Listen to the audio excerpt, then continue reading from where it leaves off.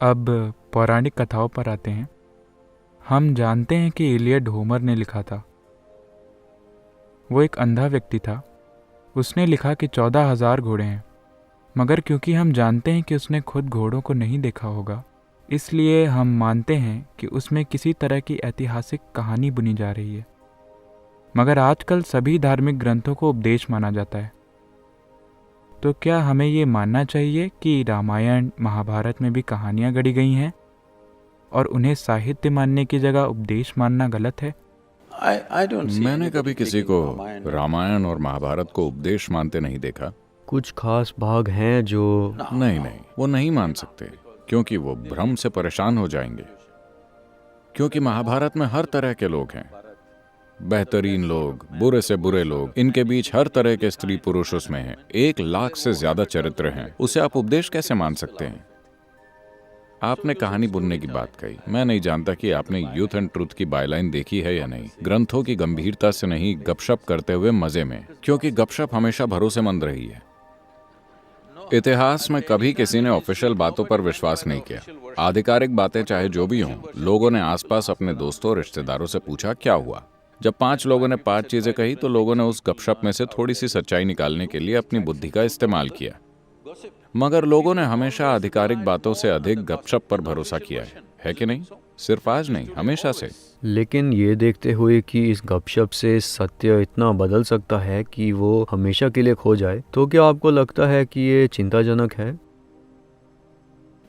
देखिए, पहले तो आप पूछ रहे हैं कि क्या वो वास्तव में हुआ, ठीक? नहीं, हम कह रहे हैं कि आपने जो तर्क दिया है, ये वही तर्क है जो आजकल आमतौर पर यह कहने के लिए इस्तेमाल किया जाता है कि जो इमारतें मुगलों ने बनाई थीं, ये वास्तव में मुगल इमारतें हैं ही नहीं। देखिए, अगर आप और ज्यादा दक्षिण की ओर जाएंगे तो वहां लोग सवाल करते हैं कि राम हुए थे या नहीं, ठीक है?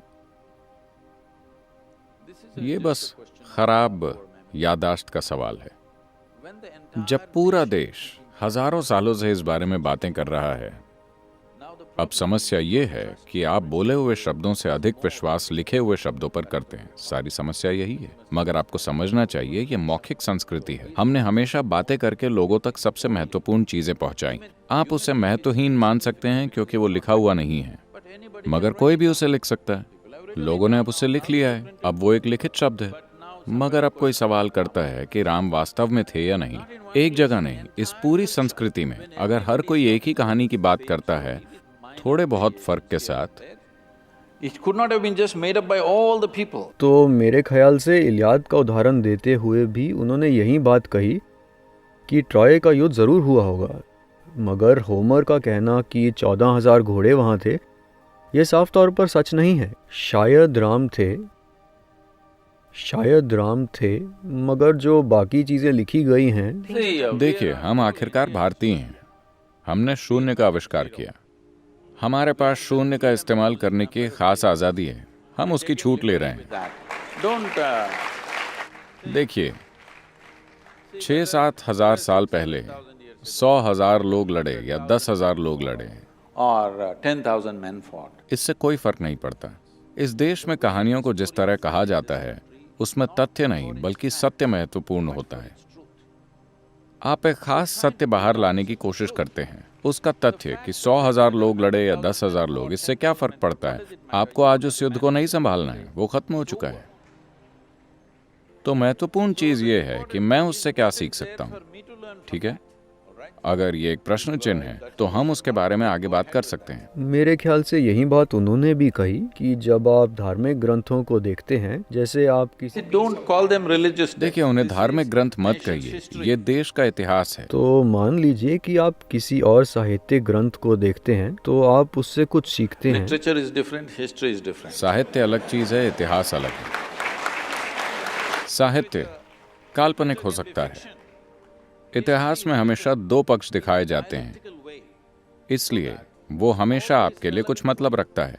मैं कहता हूँ 6,000 साल पहले कोई आदमी था या नहीं, मुझे क्या समस्या है, जब तक कि आज मेरे जीवन में उसका कोई योगदान ना हो, है ना? लेकिन अगर इतिहास लिखा गया है और इतिहास का वर्णन स्पष्ट नहीं है।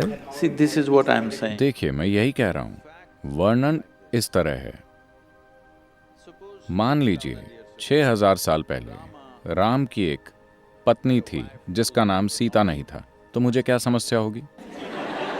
We are हम not ये सवाल questioning नहीं whether कर the रहे हैं कि उनका name नाम was सीता Not था या only the नहीं। name, I'm saying, okay, he was not his. ठीक है, उसके पिता का नाम वो नहीं था, वो अलग तरह के इंसान थे, मुझे उससे क्या फर्क पड़ता है? हम घटनाओं के क्रम पर भी सवाल कर रहे हैं यहाँ You can.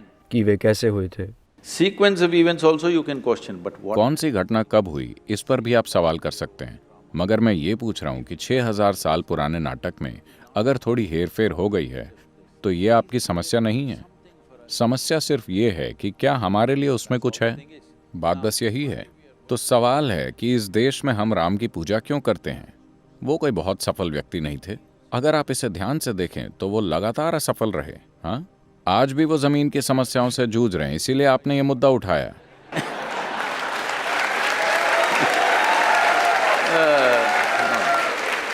मगर ये आज की ही बात नहीं है, सिर्फ आज की बात नहीं है। अपने जीवन की शुरुआत से ही वो लगातार मुसीबत और मुसीबत और मुसीबत में रहे। देखिए, राजा बनना उनका अधिकार था। 17 या 18 साल की उम्र में उनका राज्याभिषेक हो गया।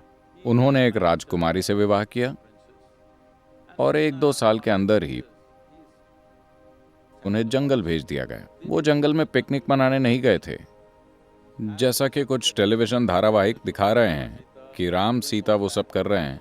नहीं, ये उन्हें राज्य से, सत्ता से और हर चीज से बाहर फेंकने जैसा था। इन सबसे ही कोई व्यक्ति टूट सकता था, मगर वो वहीं बस गए।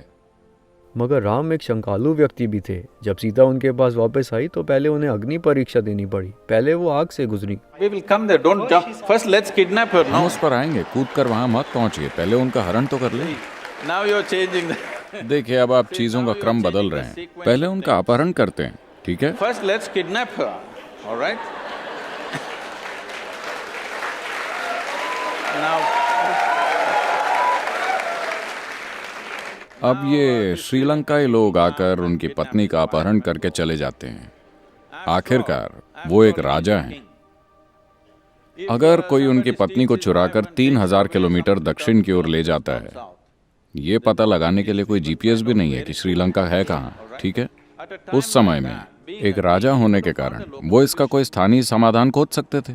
उनसे शादी करने के लिए बहुत सी स्त्रियां तैयार हो जाती हैं। वो एक राजा हैं, मगर वो उनकी खोज में जाते हैं, भारी भरकम सेना के साथ नहीं, बस वो और उनका भाई, आम लोगों की तरह।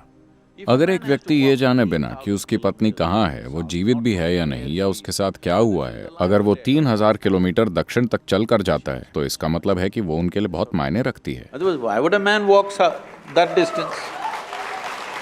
वो वहां जाते He हैं, goes there, एक तमिल सेना बनाते हैं, ये मत भूलिए। and then फिर युद्ध होता है, वो सैकड़ों लोगों को मार देते हैं और एक सुंदर शहर को जला देते हैं। अपनी पत्नी को वापस लाते हैं और रहने लगते हैं। इससे पहले मैं आपको बताता हूँ, वो 1 वर्ष के लिए हिमालय में प्रायश्चित करने जाते हैं। उनका भाई पूछता है, आप पागल हैं? इस आदमी ने आपकी पत्नी चुरा ली और आप उसकी मृत्यु के लिए प्रायश्चित कर रहे हैं? वो बोले, रावण के 10 मूल स्वभाव थे, उनमें से 9 भयानक गुणों को मारने के लिए मुझे कोई प्रायश्चित नहीं करना है, कोई तपस्या नहीं करनी है। मगर वो एक महान भक्त भी था और मैंने एक भक्त को भी मारा, तो ये आदमी 1 साल के प्रायश्चित के लिए गया। year of penance the man goes for. This is not a… And then he settles फिर वो down. आराम से रहने लगता है और उसकी पत्नी गर्भवती है। आपको समझना चाहिए, एक राजा की पत्नी के गर्भवती होने का मतलब है कि ये सिर्फ बच्चे की बात नहीं है, वो उसके साम्राज्य का वंशज है। इसमें और भी कई चीजें शामिल होती हैं। कोई सोनोग्राम नहीं तो उन्हें पता नहीं था कि वो लड़का है या लड़की या लड़के या लड़कियां। मगर एक बार फिर ऐसी राजनीतिक स्थिति पैदा हुई जहाँ उन्हें अपनी पत्नी को जंगल भेजना पड़ा, जिसे आप शंकालु स्वभाव कह रहे हैं। नहीं नहीं नहीं नहीं, वो हिस्सा नहीं। तो हम पहली बात से भी शुरू कर सकते हैं, जिसमें सीता को बचाने के बाद सीता को अग्नि परीक्षा से गुजरना पड़ता है, वो साबित करने के लिए कि वो शुद्ध हैं, For whom? ताकि दूसरे लोग स्वीकार कर पाएं। क्योंकि राम को इससे बहुत फर्क पड़ता था कि लोग उन्हें कैसे देख रहे हैं। जब राम वापस आए तो उनके राज्य के किसी धोबी ने कहा, मैं राम की तरह नहीं हूँ जो ऐसी स्त्री को अपने घर में रखूंगा जिसकी कोख में शायद किसी और का ही बच्चा हो सकता है। इस वजह से राम ने सीता को फिर जंगल में भेज दिया। आप इसी असुरक्षा की बात पूरी कर रहे कथा में राम चाहते हैं कि उनकी प्रजा उनसे प्यार करे। हैं। नहीं नहीं, चलिए ठीक से इस पर बात करते हैं। आज हमारे देश में बहुत तरह की चीजें हैं। मैं आपसे पूछता हूँ, क्या आप इस देश के लिए ऐसा नेता चाहते हैं जो इस देश के लोगों को अपने परिवार और निजी प्रेम से ऊपर रखे? मैं आपसे पूछ रहा हूं। या आप एक धृतराष्ट्र चाहते हैं, किसी भी कीमत पर मेरा ही बेटा? आप एक ऐसा व्यक्ति चाहते हैं जो इस देश के नागरिकों को अपने परिवार से ऊपर रखता है। ये उनके लिए सिर्फ एक स्त्री नहीं थी, उन्होंने जाकर उसके लिए युद्ध लड़ा, 3000 किलोमीटर चल के गए। ये बस एक स्त्री नहीं थी, वो सीता के लिए जी रहे थे, मगर फिर भी उन्होंने गर्भावस्था की स्थिति में उसे जंगल वापस भेज दिया, अच्छी तरह ये जानते हुए कि ये उनके राज्य का भविष्य हो सकता है।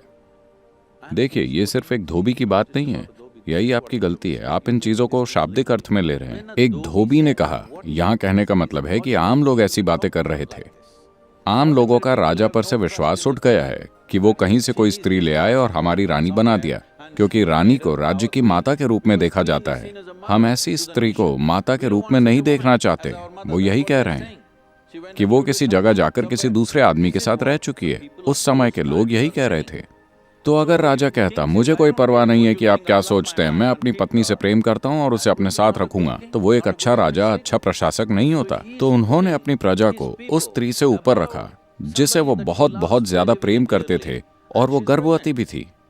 ये उनके लिए छोटी बात नहीं थी, उनके लिए पूरी दुनिया थी, मगर फिर भी उन्होंने उसे जंगल भेज दिया। इसे नमन किया जाना चाहिए। This is why we bow down to the man. No? Please say it. No. ठीक है, आगे बढ़ते हैं। No, why? He has something to say, please. तो एक व्यक्ति के रूप में अपनी अलग अलग जिम्मेदारियां होती है। एक राजा के रूप में अलग जिम्मेदारियां होती हैं और एक इंसान के रूप में, परिवार के सदस्य के रूप में अपनी अलग जिम्मेदारियां होती है। आप अपनी पत्नी को फेंक नहीं सकते, उसे जंगल नहीं भेज सकते। ये उसे वस्तु की तरह देखने जैसा है। वे उसे गर्भवती इंसान की तरह नहीं देख रहे जिसे कई चीज़ों की ज़रूरत है। Well, then you are against Gautam Buddha. फिर आप गौतम बुद्ध के खिलाफ हैं, आप राम के हर किसी के खिलाफ हैं। मगर आपको सही संदर्भ में इसे समझना चाहिए कि अगर ये स्त्री उनके लिए कोई मायने नहीं रखती तो वो उसके लिए श्रीलंका तक नहीं जाते, लड़ाई लड़कर उसे वापस नहीं लाते। ये उनके अंदर का अहंकार था कि वे क्या कर सकते हैं। His pride you could have got. वो चाहते तो अहंकार में 100 पत्नियां रख सकते थे, मगर वो इस स्त्री के लिए गए जो उनके लिए इतना मायने रखती थी। हाँ, आगे बढ़ते हैं। No, you must see. नहीं, आपको उनके कहे शब्दों पर ध्यान देना चाहिए। आपको देखना चाहिए कि उन्होंने सीता के बारे में क्या कहा, वो उनके लिए क्या मायने रखती थी। कई बार शब्दों से ज्यादा जरूरी काम होते हैं। Why are you reading all this? आप उनके मन में इतने बुरे इरादे क्यों खोज रहे हैं? उन्होंने ऐसे इरादे नहीं प्रकट किए। He did not express. हम अपने शब्दों से कुछ भी कह सकते हैं। As far as देखिए, जहाँ तक आपकी बात है, आप वही जानते हैं जो आपने पढ़ा है। आप उनके जीवन के बारे में और कुछ नहीं जानते, न मैं ना आप। हाँ, बिल्कुर ठीक है। तो जो आपने पढ़ा है उसमें कहीं नहीं कहा गया है कि वो असुरक्षा के शिकार थे। कहीं ये नहीं कहा गया कि वो अपने अहंकार की वजह से गए। नहीं, हर जगह बहुत स्पष्ट रूप से कहा गया है। मैं आपको बताता हूँ, आज उनकी पूजा इसीलिए की जाती है क्योंकि हालांकि जीवन ने उनके सामने एक के बाद एक मुश्किलें रखी, इस आदमी ने कभी नाराजगी नहीं दिखाई, नफरत नहीं दिखाई, कभी क्रोधित नहीं हुए, वो वैरागी भी नहीं बन गए। उन्होंने जीवन भर अपना निजी दुख और तकलीफ दिल में रखते हुए अपना हर कर्तव्य पूरा किया। वो उस दिन तक अपनी प्रजा के लिए सबसे बेहतर काम करते चले गए।